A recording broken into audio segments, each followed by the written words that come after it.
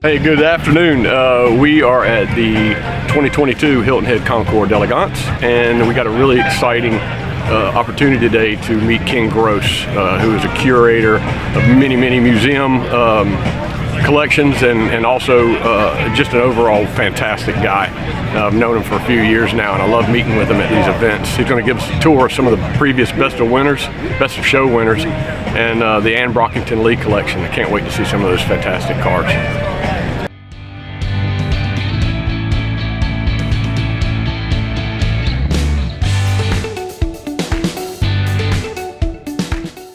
The Hilton Head Concours every year honors what they call the Pinnacle Collector, and the Pinnacle Collector is someone who has some fabulous cars, and he or she brings them for a special display. And this year's Pinnacle Collector is Ann Lee from Sparks, Nevada, and Ann has a collection of over 200 amazing classic cars, including several Pebble Beach winners, two of which we have here today. This is one of them.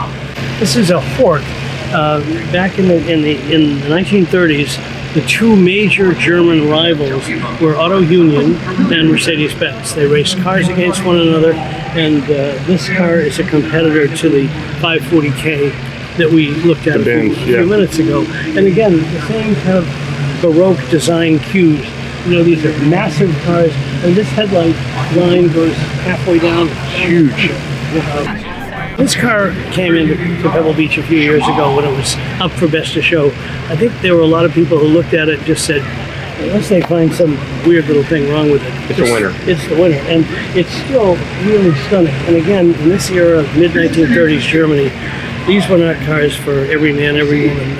You had to be important, you had to have the means, and powerful people own powerful cars, and that's what this was. Bodybuilder would do sketches, maybe even a model. They'd show you a color palette, right?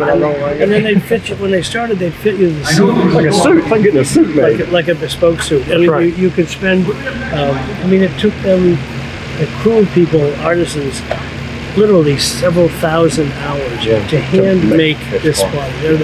I believe there's only two of these that were ever made. That's magnificent. This is, again, pretty one of them. Crazy. It's impressive to be standing right here beside it. This is a Mercedes-Benz 540K, and this is a custom body in an era where even the factory bodies were customs. They made so few of them.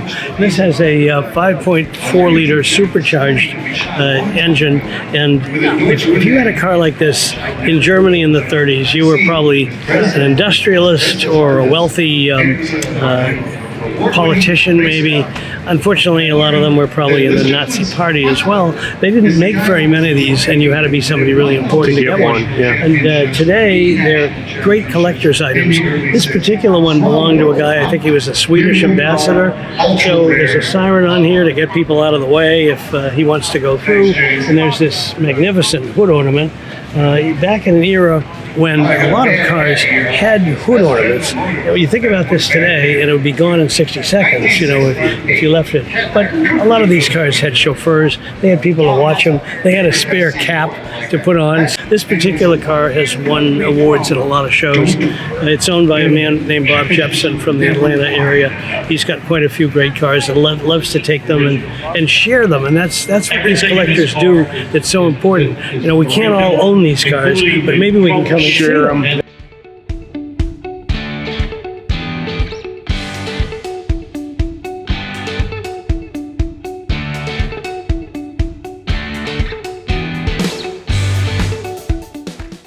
Over here. That's Jaguar. This is an era where even if cars weren't streamlined in the classic sense, where the aerodynamics worked, they looked fast. They looked like they were moving when sitting still. Right. Yeah. But because they didn't know a lot about streamlining, they kept the main identifier of a car, which is the grille, Bentley grille, or Rolls-Royce grille, or Delahaye, whatever. And the Jaguar people call that the leaper. The Jaguar. The Jaguar.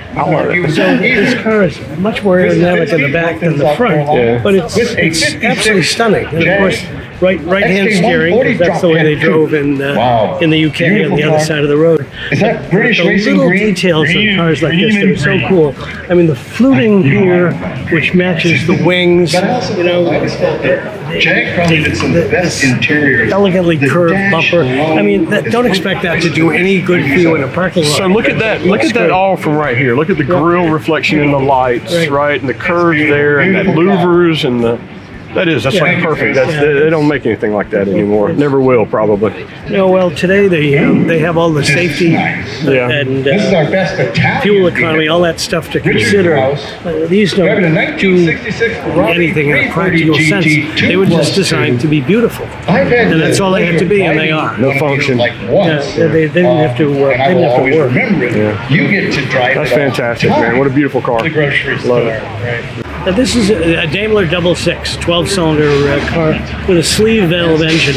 So instead of poppet valves, sleeve valves slide up and down on the cylinders. They're heavily lubricated by engine oil. So these cars, while they have utter silence, they almost can't hear the engine, but they do use a little excess oil. So they'll run down the road and you'll see a little bit of trailing blue smoke. But in this era, nobody was looking at emissions and so forth. Yeah. And this is a car, I mean, the hood is probably 8.5 feet long.